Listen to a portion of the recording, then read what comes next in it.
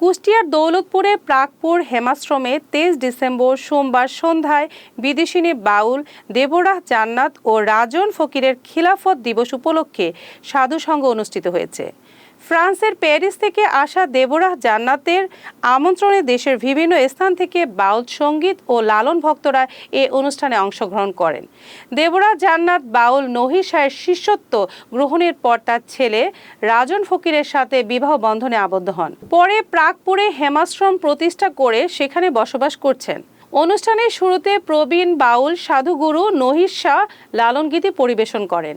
দেবরাহ জান্নাত তার বক্তব্যে জানান, বাউল শিরোমণি ফকির লালন সাইজির গানে উন্মোচিত মরমী বাদের চিরন্তন শৈল্পিক সুর ও কথা নিয়ে তিনি কাজ করে যাচ্ছেন।